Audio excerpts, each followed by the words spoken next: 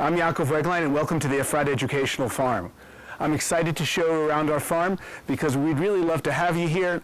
You can't because of this COVID-19 business, but we'd like to send you a virtual hug and a virtual tour of our wonderful project.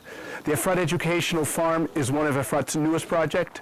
We're in our 6th year, and we are a school that has no students. How do we have a school with no students? Well, it's a wonderful idea where we bring classes from every school in Efrat and many schools in the Gush Etzion region. All these kids come once a week. We're up to about 800 kids a week.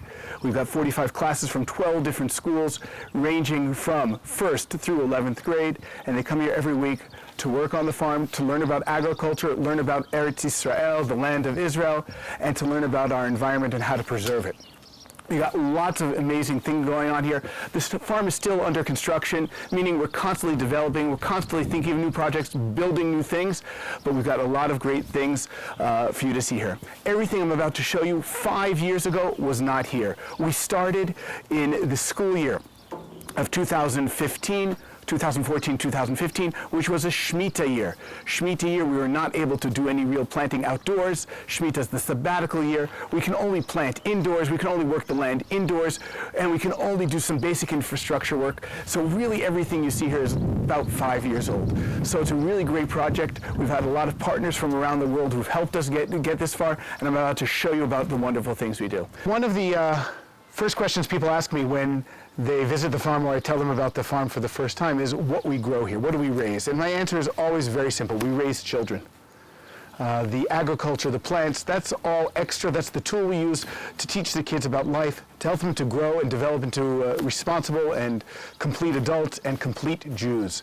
For example, we want them to know what it means to be a Jew and what the mitzvot, what the different commandments really mean, what the source, what the root is. In the middle of the counting of the Omer period from Passover to Shavuot, Shavuot is in a week or in a few days, depending on when you're seeing this.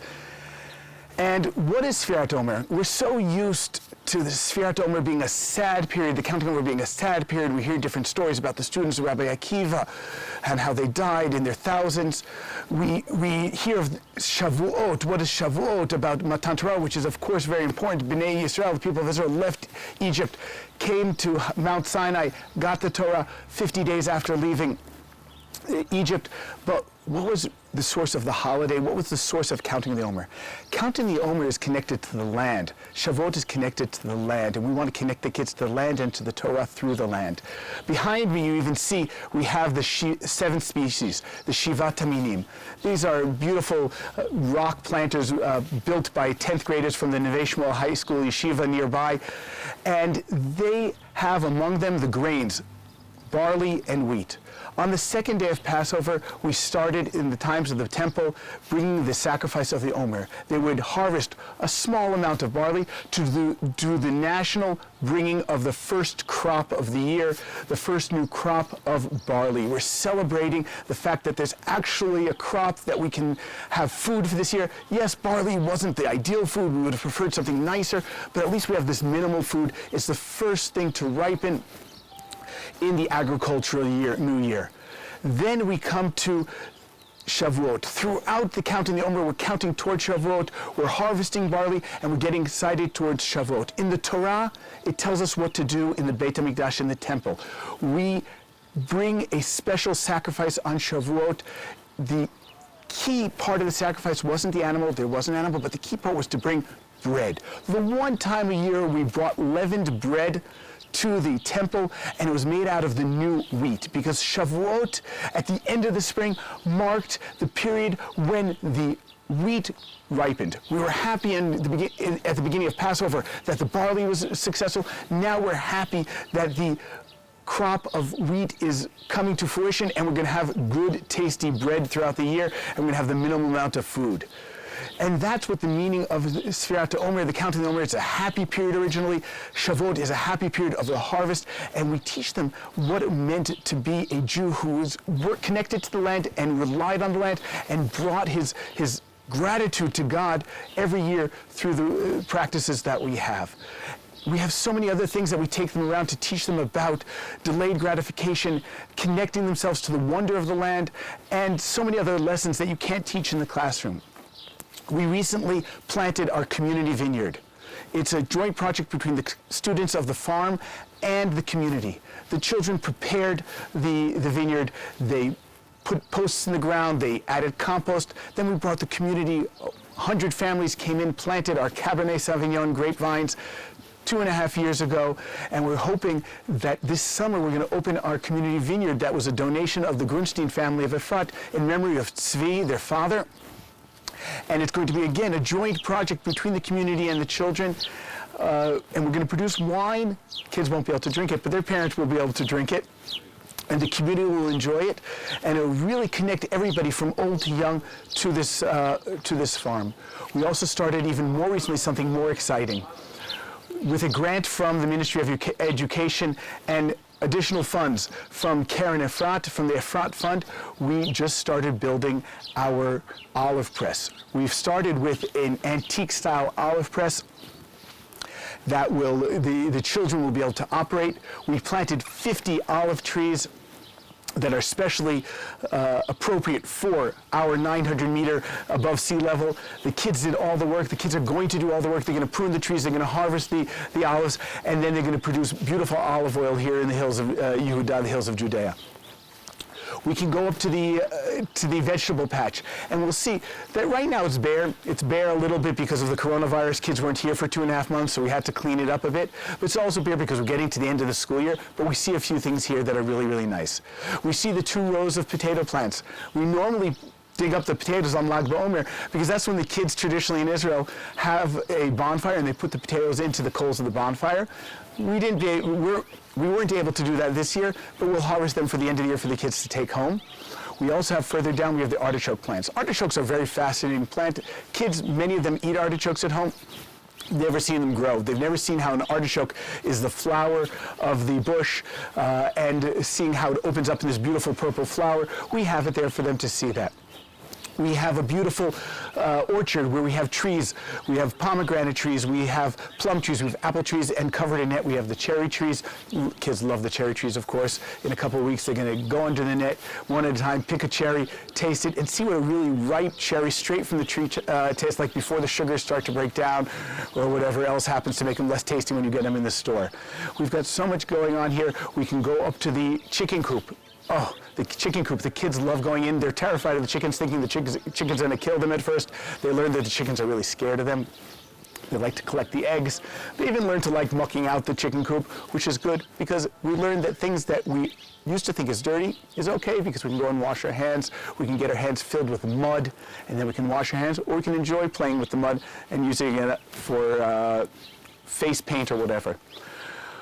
We like to teach them about the environment. While our farm isn't able to be completely organic, we like to get a nice balance between the environment and the agriculture we do. We call it environmental farming instead of organic farming. So while we don't like to use sprays, different herbicides and pesticides, we're about to cover the fields with plastic to do solar cleaning of the fields to kill the bad bacteria, the viruses that have come there, or seeds, and then we'll add compost. But we also have this lovely pond that you can see, where we try to show them the balance that we can create without using chemicals. We don't add chemicals to the pond. We don't have filters in the pond. The pond naturally filters itself through this little stream that we created, and then we also started something nice.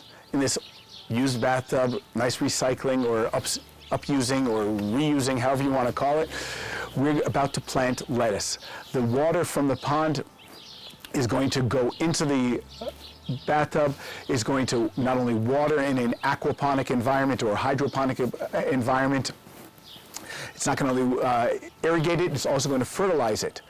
The plants and the gravel in the bathtub will then clean or filter the water for the fish. So we're creating some sort of symbiotic relationship, an equal relationship.